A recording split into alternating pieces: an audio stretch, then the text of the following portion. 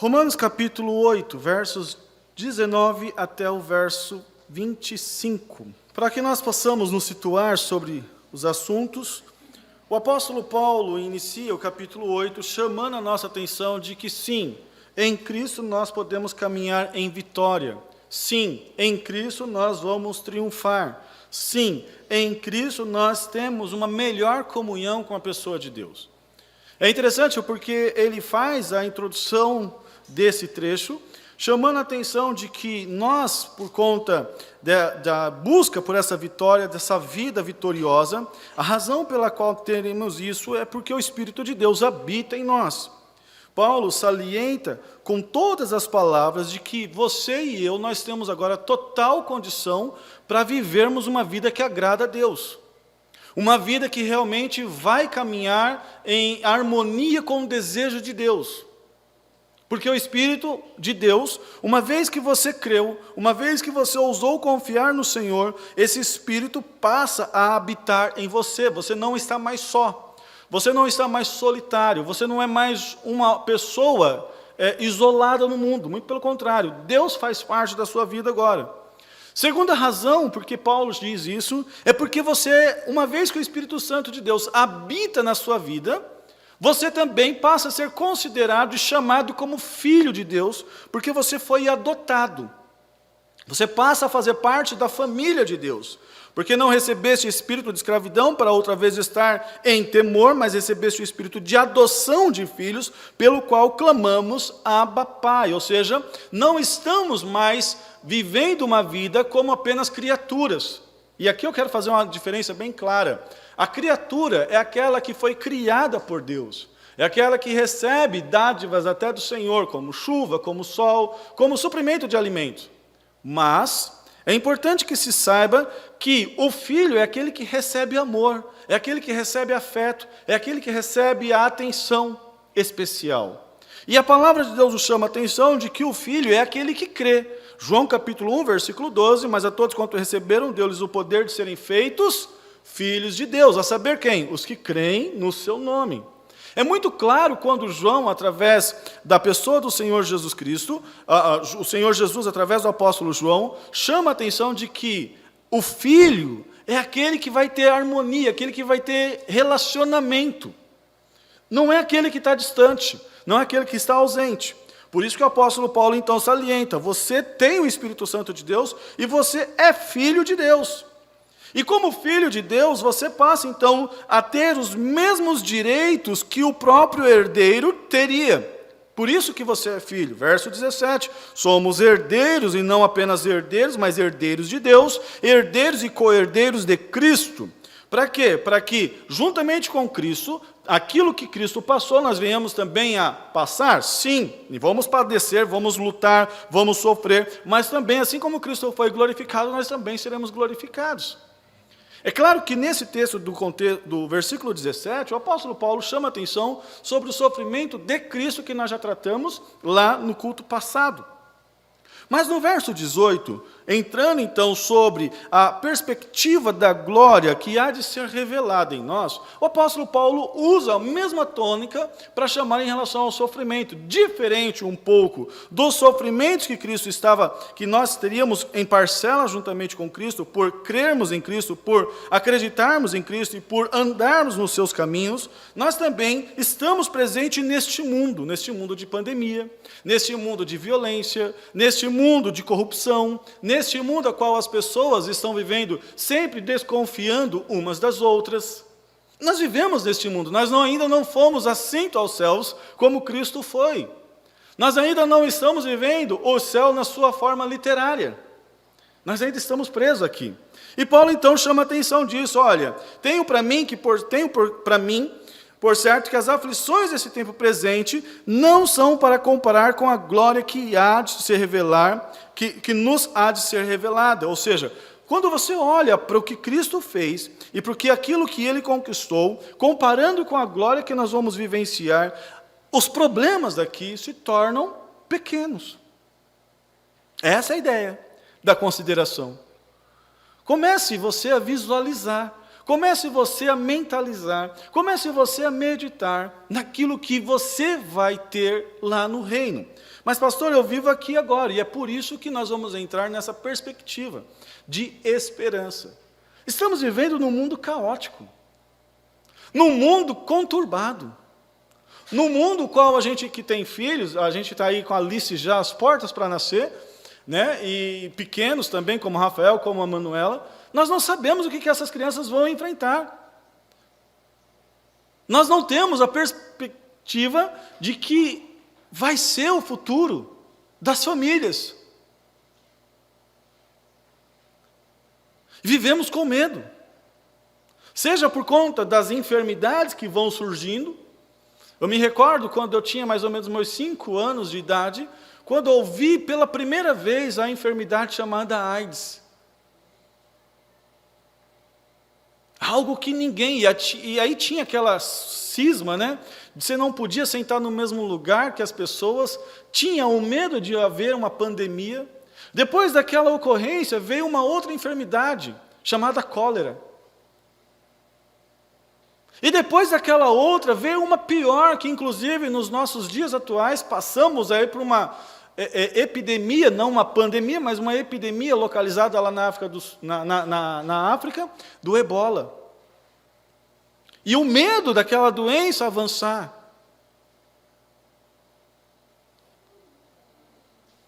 Mas além das enfermidades, nós vivemos dias difíceis, as quais a pior doença não está sendo a Covid-19, não está sendo as doenças que já citadas, mas a pior doença se encontra dentro da nossa casa, quando o nosso coração se encontra amargurado, se encontra triste, apertado.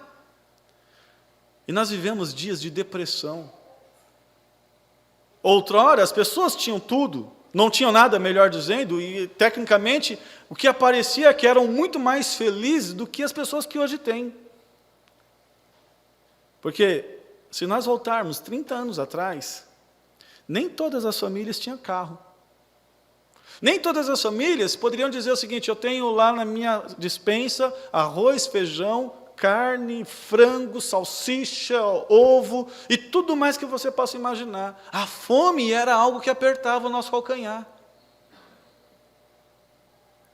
Mas havia uma alegria, havia vida.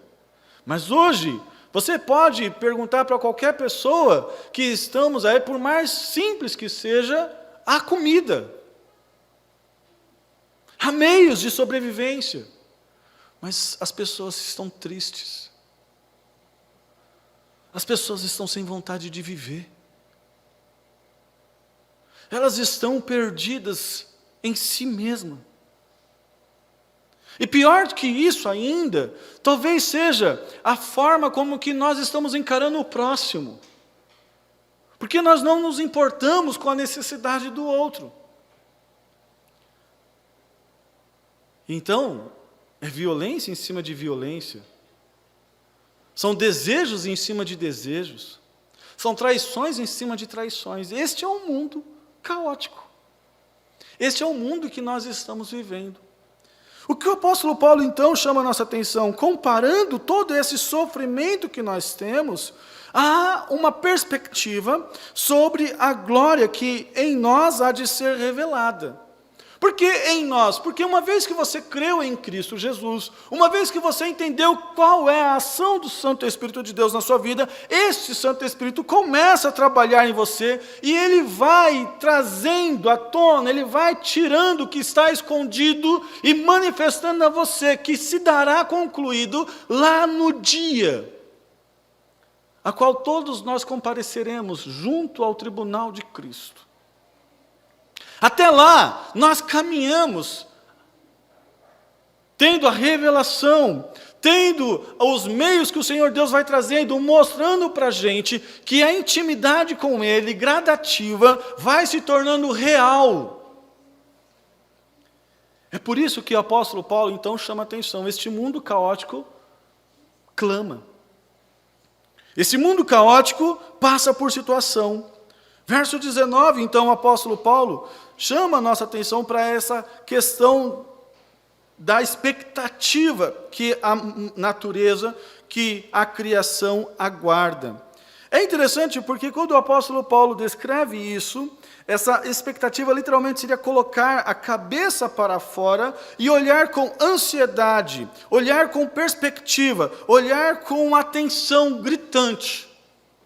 Quando você olha lá para o livro de Gênesis, capítulo 3, versículo 17, Gênesis capítulo 3, versículo 17, você vai perceber que aconteceu algo quando Adão e Eva pecaram.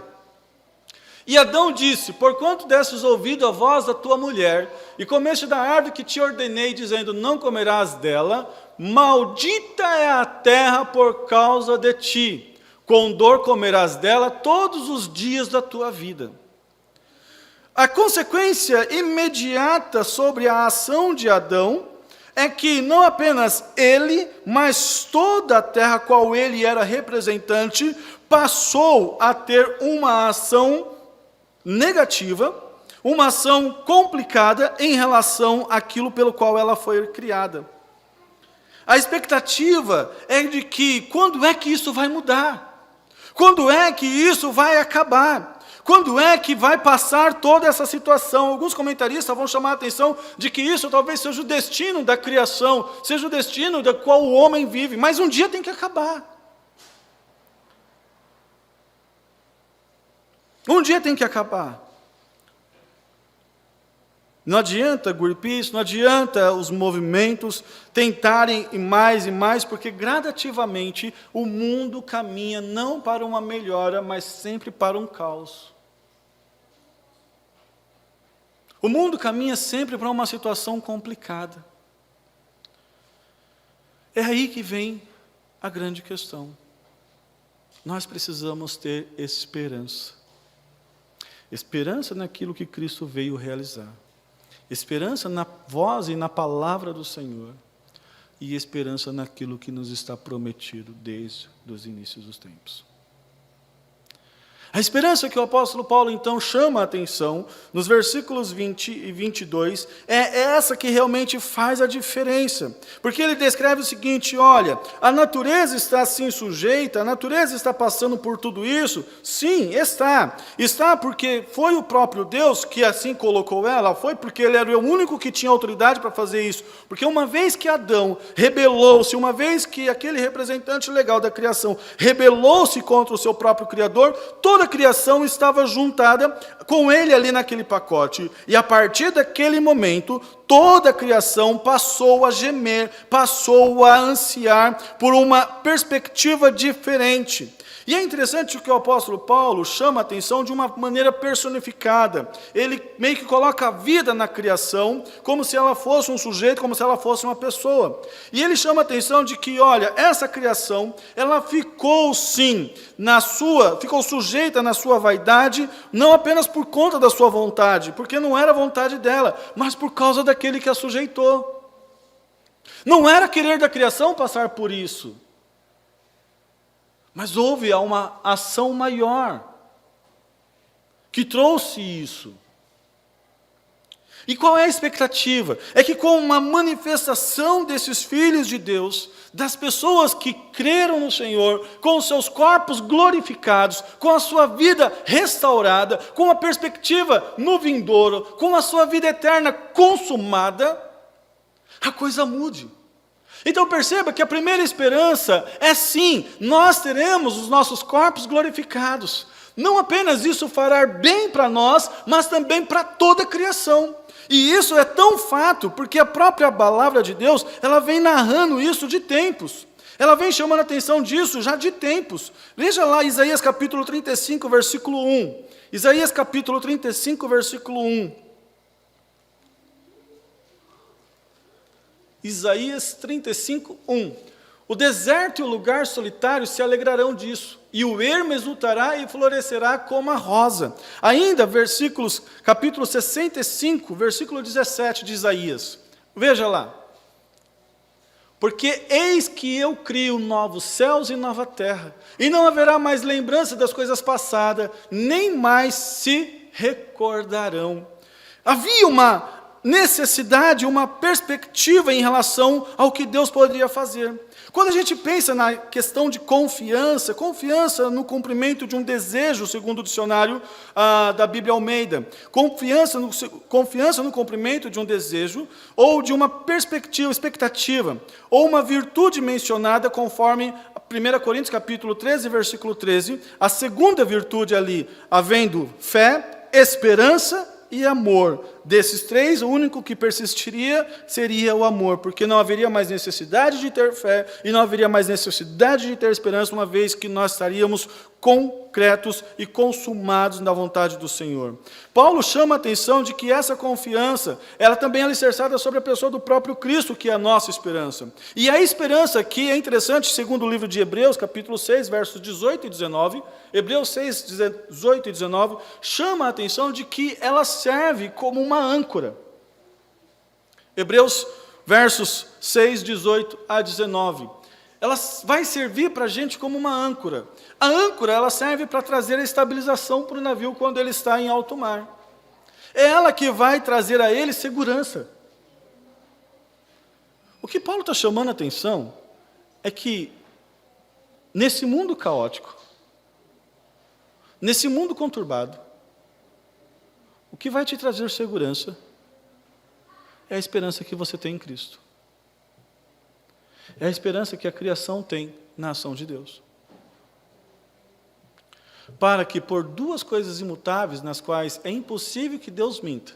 Primeira, tenhamos a firme consolação nós, os que pormos o nosso refúgio em reter a esperança proposta.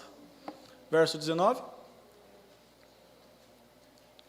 A qual temos como âncora da alma, segura e firme, e que penetra até o interior do véu. Tira a esperança, acaba a natureza, acaba o homem, acaba-se tudo. Se você só se vive apenas para as coisas daqui, segundo o apóstolo Paulo, você é tolo, porque as coisas daqui acabam. Então Paulo chama a atenção, descrevendo para a gente de que, olha, a nossa esperança, ela sim está em algo a mais. Assim como a criação tem a expectativa de que nós, com os nossos corpos glorificados, e essa é a questão que Paulo chama a nossa atenção, de que sim, um dia nós teremos os nossos corpos glorificados, como crentes, nós não mais estaremos presos a essa casca, não mais estaremos presos a esse tabernáculo, mas estaremos já vivenciando uma novidade de vida. Quando Cristo, diz o apóstolo Paulo em Colossenses 3:4, quando Cristo se manifestar, então os crentes também será revelada com Ele na glória. Naquela época, todos os crentes serão eternamente separados do pecado e da sua humanidade não redimida, para ser glorificado com uma própria santidade e o esplendor de Cristo. Por isso que a criação, ela tem essa perspectiva. Eu vejo que às vezes a gente se preocupa tanto com o nosso bem-estar aqui, a gente se preocupa tanto de vivermos uma vida fisicamente boa, que a gente não se dá conta que os tempos estão passando. A gente prioriza tantas coisas, que às vezes parece que nós somos eternos aqui. Mas o seu corpo vai ficar velho. E por mais que você queira fazer exercício, por mais que você, como eu, pedale, corra, vai chegar uma hora que o corpo não vai aguentar. E você vai ficar, como diz o próprio Senhor para o apóstolo Pedro, talvez vai ter situações que outros vão ter que te levar aonde você não queira ir. Alguns já passam por isso. Eu não quero ir em tal lugar, mas o Senhor vai. É necessário, o Senhor vai. Isso não é o perfeito de Deus. Porque o nosso corpo está condicionado a esse pecado. Está corrupto, está corrompido. O melhor de Deus é o seu corpo completamente bem, perfeito, como o corpo do Senhor Jesus Cristo. Assim como Ele se manifestou glorificado, nós também manifestaremos glorificado. A expectativa da natureza é exatamente essa. Quando isso acontecer, a natureza sabe, e a criação sabe, em que o mundo que estamos vivenciando nos dias atuais passará. Novos céus e uma nova terra surgirão. Deus trará o novo. Como diz o profeta Isaías, aonde uma criança poderá passar a mão na cabeça de um leão. Aonde viver a perspectiva de 100 anos será viver como se morresse, como se fosse uma criança. Há algo melhor a ser manifestado. Há algo melhor para encorajar as nossas vidas. E a criação tem essa esperança. A criação tem essa perspectiva, sim, que enquanto esses filhos de Deus não se manifestarem, ela ainda está passando, e aí como uma mãe, uma senhora que tem dores de parto, com a perspectiva de que aquela criança saia, para que ela veja o alívio das suas dores, mas também o prazer de tudo aquilo que aquela criança vai trazer. As dores de parto não são coisas ruins, muito pelo contrário, são coisas boas, mas é necessário que se passe por elas. Camila fala, ai meu Deus, mais uma vez. Mas é necessário. Porque se não passar por tal situação, se não enfrentar tal dificuldade, não verá o que há de vir. Não verá o porvir, não verá a glória, não verá o prazer, não verá a graciosidade de Deus. Então, nós estamos sim como a criação, e fazemos parte da criação, nós estamos sim à expectativa de que algo mais possa ser trazido, na esperança de que também a mesma criatura será liberada da servidão da corrupção, para a liberdade da glória dos filhos de Deus.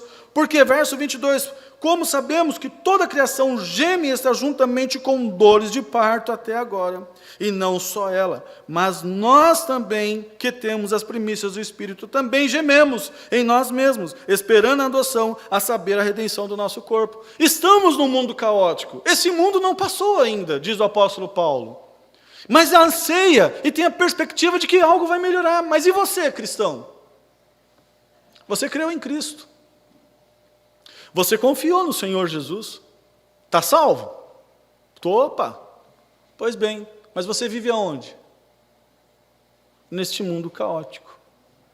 E neste mundo caótico, você então está vulnerável a cair. Ah, mas você tem as primícias do Espírito Santo? Sim, é verdade. O Espírito Santo de Deus habita em você. E você foi declarado filho de Deus, mas você ainda não está na mansão eterna. Você ainda está aqui. E é interessante essa questão, porque o apóstolo Paulo vai chamar a atenção nossa para 3 gemidos que a natureza que vai acontecer. É o gemido da natureza, é o gemido do homem e é o próprio gemido do Santo Espírito de Deus. É interessante que a gente note para essa realidade, porque esses 3 gemidos que o apóstolo Paulo destaca para a gente, eles são assim uma perspectiva e uma comparação daqueles que estão prontamente a sair desse infortúnio, a sair dessa situação desastrosa a qual o mundo vive. Ou seja, a natureza tenha o seu gemido por uma esperança de que algo melhore. Nós cristãos temos um gemido para vivermos uma vida longe do pecado, completamente, porque ainda estamos pecando. E esse é o ponto. Paulo vai explicar que, como crentes, nós nos tornamos unidos com Cristo, na semelhança da sua morte. Certamente o seremos também na semelhança da sua ressurreição. Sabendo isso, que o nosso desfeito, que o nosso homem velho foi crucificado com ele, que o corpo do pecado seja desfeito, para que não haja mais como nós sermos escravos do pecado. O homem velho, com sua velha natureza pecaminosa, está morto, mas corrompido o corpo que nele morava ainda está presente. Eu morri para o pecado? Morri. Mas, gente, grave isso, você ainda está preso a essa casca. Você ainda está preso a esse tabernáculo. Você ainda está preso às paixões desse corpo. E por mais que você lute, você vai ter dias que você vai cair. E isso traz gemido. Porque o que eu quero fazer não faço, mas o que eu não quero, isso faço. Por isso que o apóstolo Paulo vai chamar a atenção no capítulo 7, miserável homem que sou, quem é que vai me livrar do corpo dessa morte? Paulo está chamando a atenção de que em meio ao caminho da santidade, em meio ao caminho da vitória com Cristo, você precisa entender o seguinte, que é diário a mortificação desse. Paulo admoesta os crentes a não deixar o pecado reinar no vosso corpo mortal, que você deve obedecer às suas, que você não deve obedecer às suas concupiscências, e não para ir apresentar-se como membros do corpo ao pecado, como instrumentos de iniquidade, mas apresentai-vos a Deus como vivos dentre os mortos, e os vossos membros como instrumentos de justiça, versículo 12 e 13 do capítulo 6. Paulo vai chamar a atenção nossa de que, apesar de estarmos presentes nesse corpo, nós precisamos todos os dias, com ânsia, com perspectiva, com vontade, buscar ao Senhor para que cada vez mais o pecado seja desfeito nesse corpo. É interessante porque Paulo vai chamar a atenção nossa nesse trecho aqui, do versículo 18 ao versículo 25, praticamente cerca de 7 vezes com a palavrinha esperança. O que chama a atenção que é a tônica desse texto. Você tem esperança em Cristo, porque a criação será moldada. Logo, tudo que está ruim hoje, em Cristo vai melhorar quando se manifestar. Você tem a esperança de que o seu pecado também vai ser desfeito. Porque você que creu em Cristo, que vive essas lutas, que passa por dificuldades, que nem todo dia você consegue cravar, e você fala, puxa vida, eu não estou acertando. É um dia de cada vez. É um dia de cada vez apresentando-se à cruz. Não é todos os dias, se vamos supor, você veio domingo aqui hoje e você fala, agora estou carregado para a semana inteira, beleza, bola para frente, aí chega no sábado, você só está com uma bateriazinha bem pequenininha da santidade, você fala, agora preciso ir para a igreja. Não, é todo dia. São todos os dias para você não cair em ira. São todos os dias para você não ter desejos profanos. São todos os dias para que você possa ter vontade de agradar ao Senhor e não agradar a si mesmo. Paulo está chamando a atenção, olha, nessa perspectiva de vida, de mundo caótico que nós estamos vivendo, nós ainda estamos melhor que aqueles que não têm Cristo. Porque nós sabemos que algo melhor vai acontecer, mas eles vivem essa perspectiva sem ter noção de nada. Como a criação, foram sujeitados, estão entregues às suas próprias paixões.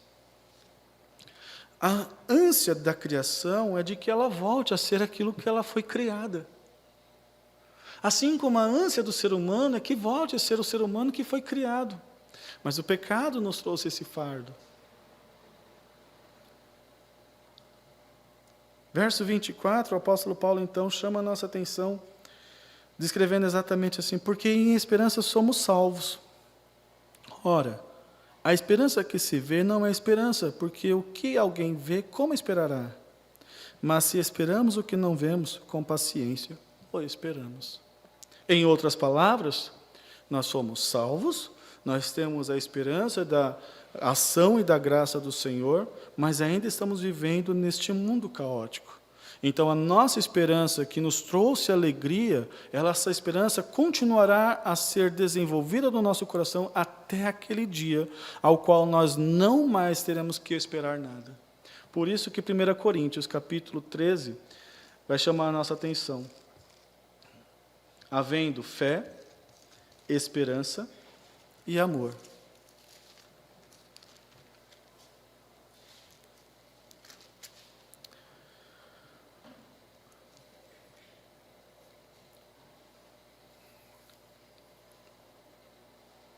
Quando, versículo 10, deixa eu pegar aqui.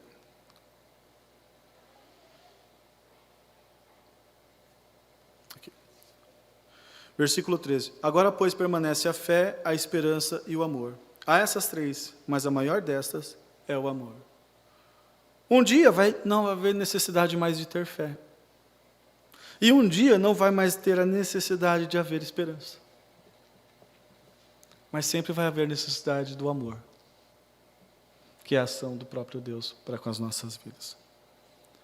Hoje nós temos esperança. A esperança de que Cristo transforma o ser humano e concluirá lá na glória celestial, quando um dia, ou indo nós até Ele, ou vindo Ele até nós, não mais estaremos cativos e escravos nesse corpo de pecado. Portanto, se talvez hoje você esteja passando por situações em decorrência às suas decisões pecaminosas, ainda há esperança. Porque você pode ir até a cruz, você pode vir até o Cristo, você pode vir até aquele que sim mudou e muda a história da humanidade. Se talvez você olhe para este mundo e fala, não quero mais viver, porque este mundo para mim já deu, ainda há esperança, porque Jesus, através da pessoa do próprio Deus, vai mudar a perspectiva dessa criação. E tudo será melhor. E se ainda você, conforme chama a nossa atenção, no capítulo 8, de que essa esperança ela não acontece apenas no passado, não acontece apenas no presente, mas ela também acontecerá no futuro, a qual o apóstolo Paulo chama a nossa atenção para essa gloriosa manifestação que teremos com a pessoa do Senhor Jesus, corpos glorificados. O que é defeito vai ficar, o que é manchado vai ficar. Aí sim, corpos perfeitos, como o do Senhor Jesus. Ainda há esperança para este mundo caótico, quando você e eu se rende a Cristo Jesus. Ainda há esperança para as pessoas que estão perambulando, sem perspectiva nenhuma, porque Deus pode mudar a história da vida delas, uma vez que elas compreenderem. Mas Paulo chama a atenção, descrevendo o seguinte, olha, tenho para mim, por certo, que as aflições desse tempo presente não são para comparar com a glória que há em nós a ser revelada.